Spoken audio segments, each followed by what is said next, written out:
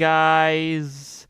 It's me, the Shadow Dash, and I'm gonna be doing my opinion on the new Batman Caped Crusader show that came out on Amazon Prime on the 1st of August, which is last week. So yeah, I'm gonna be spoiling things in this video, so if you don't want to hear spoilers or something, don't watch this video. But yeah, let's go. So the first episode is called In Treacherous Waters, where someone in Rupert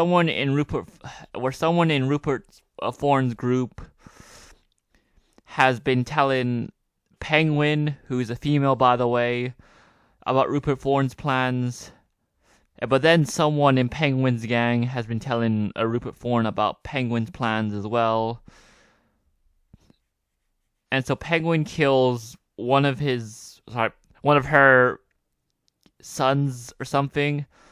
But she kills the wrong son because the right son gets away or something and goes to Barbara Gordon for help so that he can testify against Penguin.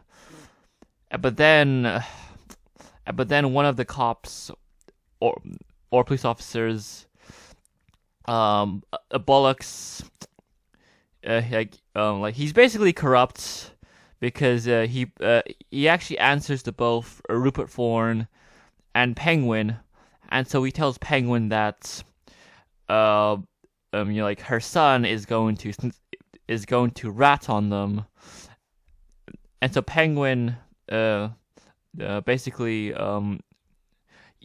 says that she's going to use her cannon to destroy the GCPD building or something like that. But then Batman shows up and stops her, but not before she's able to activate the cannon and blow up the building. But then everyone manages to escape the building, obviously. So yeah. But then at the end of the episode, Batman feels like he failed because now that the Penguin's gone, Rupert Thorne has more control over Gotham now, in a sense. And that was episode 1. Episode 2 is called And Be a Villain. So in this episode, a famous actress goes missing, and Batman finds out that it was actually another actor by the name of, I forget his name, Basil Carlo, I think that's how you say it, who transformed himself into a villain known as Clayface. And Clayface plans to kill her, I guess, but then Batman stops him with the help of a detective, Renee Montoya. So yeah, and that's it really. Episode 3, a Kiss of the Catwoman. So in this episode, Selena Kyle decides to become Catwoman and steal stuff so that it could help repay some debts or something. But then Batman catches her the first time and she's arrested. But then Harvey Dent, who lets her go based off of some bullshit excuse like, I can't remember the excuse now, but it was so bullshit. But yeah, anyways, she's set free, but then she and her maid go into hiding or something, and then Catwoman makes a cat car, I guess, for some reason. But then Batman uses a trap in the museum to lure her out, and then he's able to bring her to justice with the help of a photographer who has taken photos of Catwoman stealing, I guess. And so yeah, that's it really. That was and that was episode 3. Episode 4 is called The Night of the Hunters, where the current mayor wants Batman captured or something, and so the Gotham police form a task force to take him down. But then Batman is too smart, obviously. So yeah, and I also forgot to mention in episode 3 we got introduced to a Miss Quinzel, who isn't Harley Quinn yet.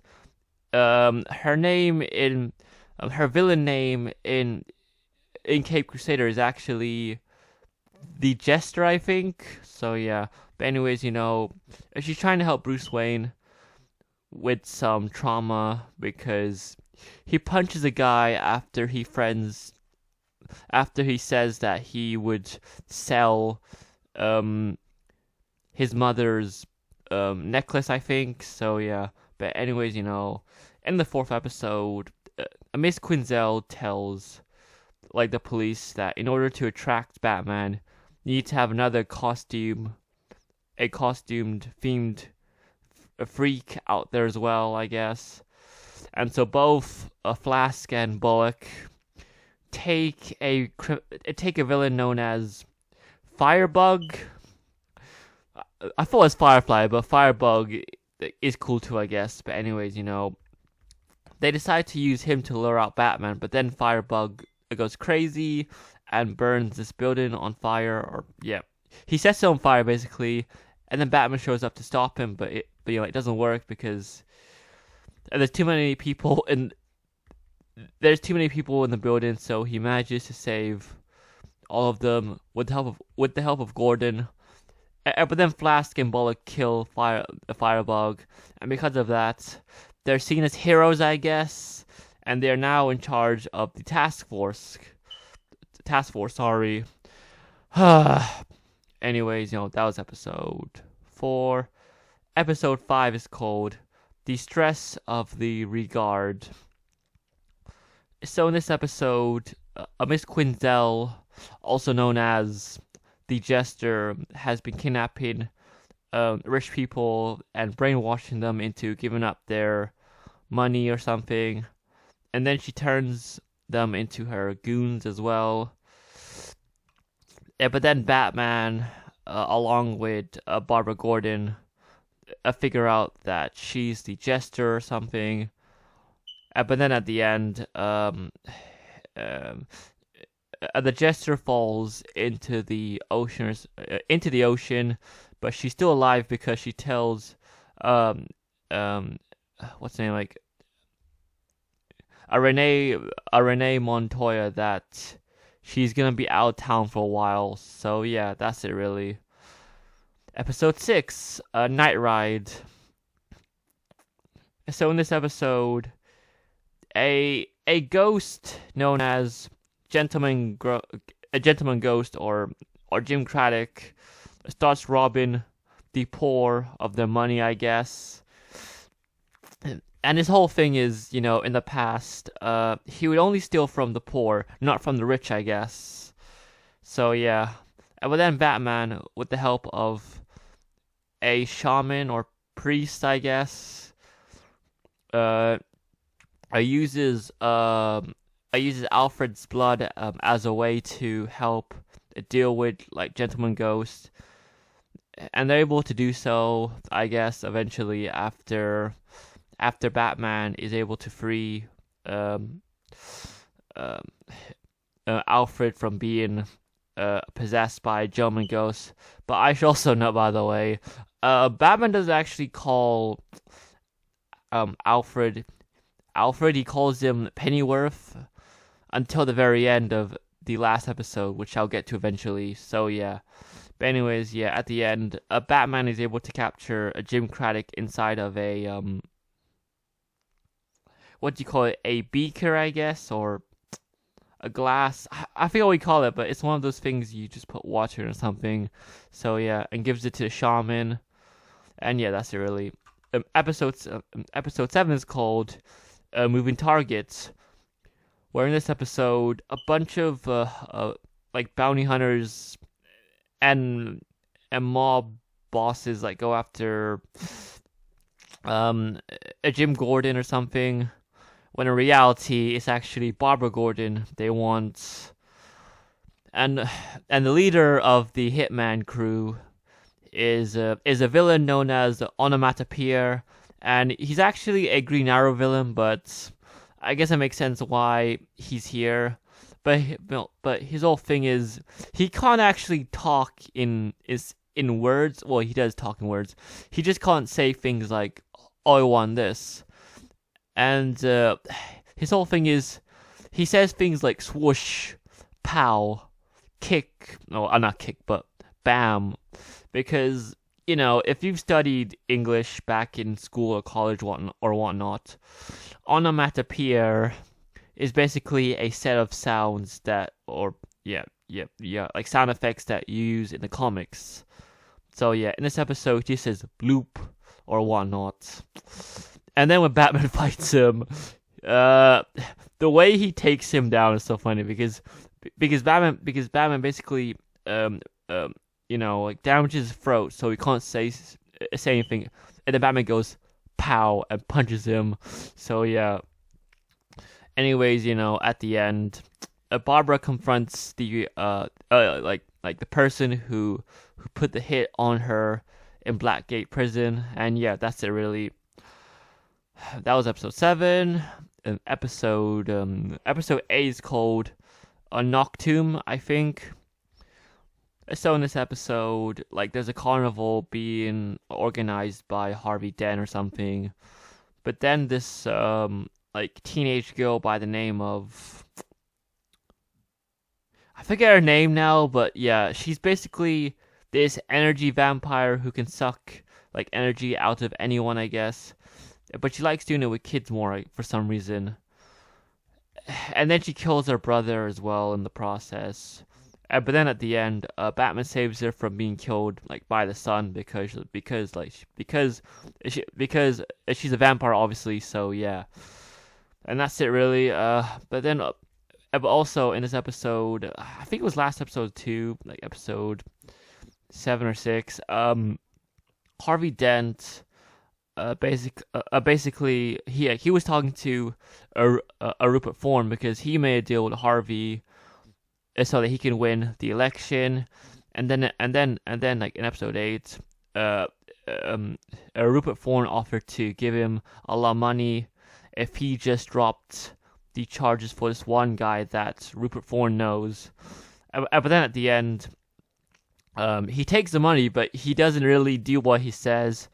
And so what happens is in the toilets, one of like Rupert Thorne's goons, Zuko or something, I forget his name, like throws acid into Harvey's face for his betrayal. So yeah. Anyways, in episode 9, the killer inside me, I think, Bruce Wayne takes Harvey out for dinner, but then he goes crazy and starts killing people, I guess, for some reason. And then he also kills like the guy who turned him into Two-Face, and then he goes after Rupert Thorne. But then Bullock tells Thorne about Harvey's mission, I guess, and so he's kind of like ready to handle Harvey, but not really because Harvey just manages to manages to break in anyway, and he's about to kill a Rupert Thorne's son, but then Batman shows up and convinces him to stop this rampage. And so yeah, that's it really for episode 9. In episode 10, A Savage Night, Barbara offers to be Harvey's lawyer, and her plan is to get Harvey to testify against Thorne. But then Flask and Bullock show up and kidnap Harvey, and their plan is to take him to Thorne so that he can be killed or something. But then Batman, well, not Batman, not Batman, but Harvey basically um saves himself in that instance because he fucks around with them in the car, I guess. And then Barbara, who gets Batman's phone number, I guess, calls him, and together with Berenice, Montoya, Gordon, and Batman, their plan is to protect Harvey. After then, Flask and Bullock arrive with a bunch of goons to take him down. And then at one point, Harvey sacrifices himself to save Barbara, and that's it, really. And at the end, Batman decides to go after Rupert Thorne, I guess. But not before he decides to call Pennyworth Alfred after 10 episodes. So yeah, basically, at the end of this season, Batman throws a batarang at Rupert's window, and yeah, that's it. But we also get a nice cutscene to this kind of like small house area, I guess. And basically, a bunch of people are being tested by the Joker because he wants to see if his venom works, I guess. And I have seen some people talk about the fact that this Joker is kind of similar to the original Joker back in the comics, who was actually a worker in a what you call like Ace Chemicals or something. So yeah, and that's it really, I guess, for now. Cape Crusader is good, but I don't know.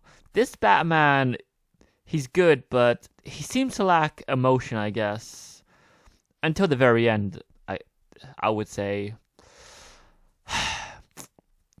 Yeah, my overall opinion about Cape Crusader is it's good, but I don't know really. I feel like this Batman is way too serious at times. Yeah.